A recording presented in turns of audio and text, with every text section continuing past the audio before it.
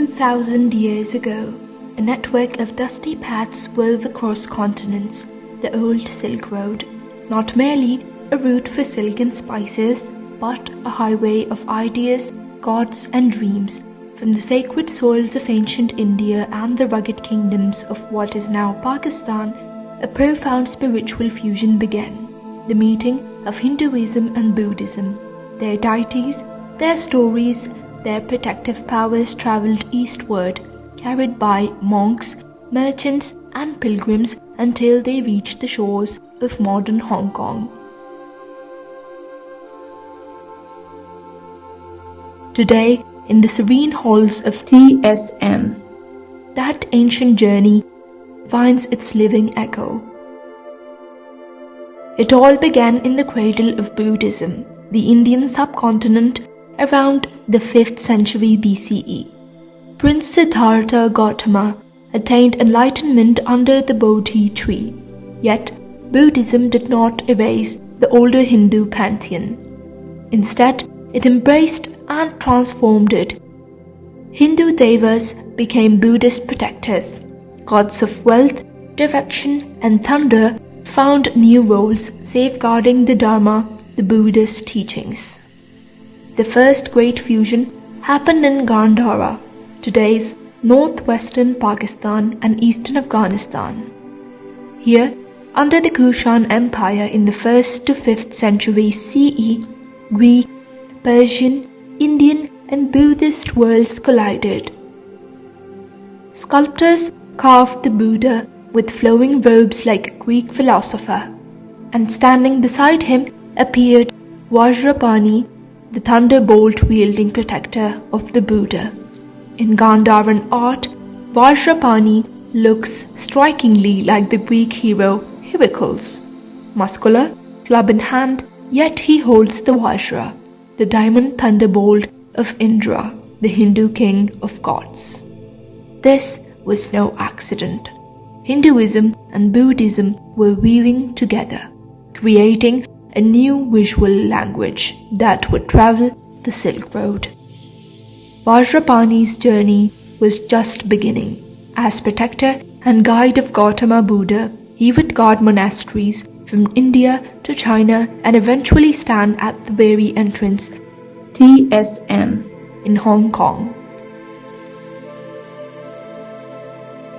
High on the hills of Tai Po, Hong Kong, the main gate of TSM is guarded by two powerful gilt bronze Vajrapani statues.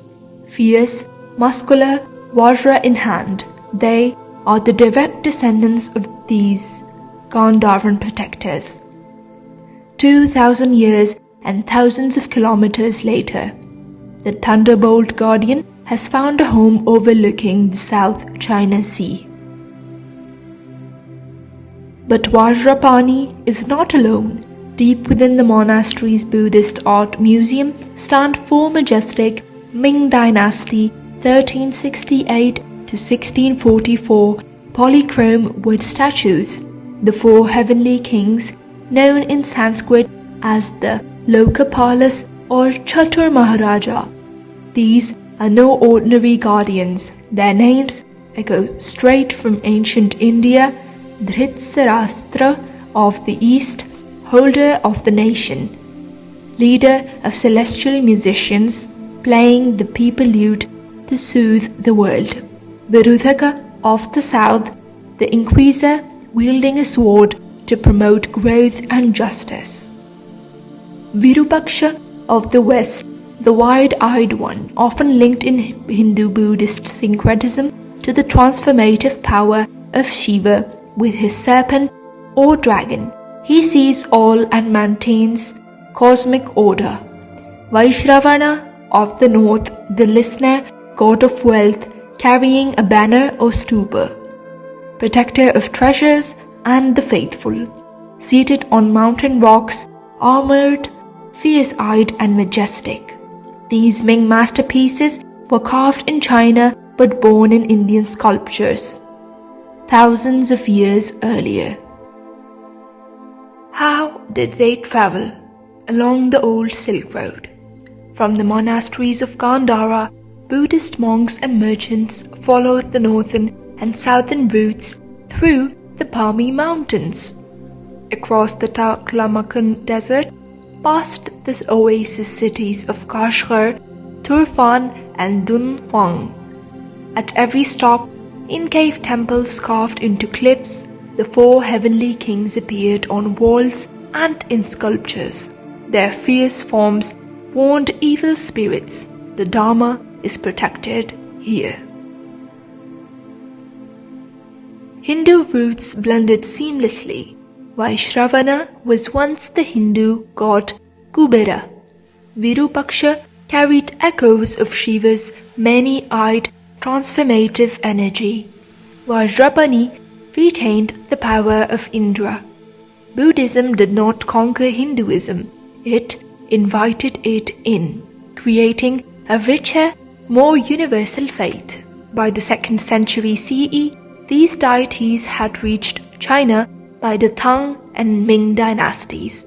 They stood in every major temple as national guardians, bringing timely winds and rain for prosperous harvests. Centuries later, when Chinese immigrants and Buddhist masters brought the Dharma to Hong Kong, the guardians came too. TSM, a 21st century sanctuary built to preserve the living tradition. The journey completes its circle. The same four heavenly kings who once watched over Mount Sumeru in Indian cosmology now watch over Hong Kong from Ming-era wood. The same Vajrapani who shielded the Buddha in Gandhara now guards the triple gate above Tolo Harbour. Look at them closely. The bulging eyes, the flowing drapery, the powerful stance. These are not relics of the past. They are living proof that faith travelled farther than any caravan of silk. From the Indus Valley to the Himalayan passes, through Central Asian deserts, across the Yellow River plains, and finally across the sea to this modern city, Hinduism and Buddhism fused, adapted, and endured. The old Silk Road is no longer just a trade route. It is a spiritual artery that still pulses through time, in the heart of bustling Hong Kong at TSM. The ancient guardians stand watch, reminding us that the greatest treasures carried along those dusty paths were not gold or silk, but wisdom, protection, and the beautiful fusion of faiths that still binds our world together. May the four kings continue to protect the Dharma, and may the thunderbolt of Vajrapani forever light the path from past to present.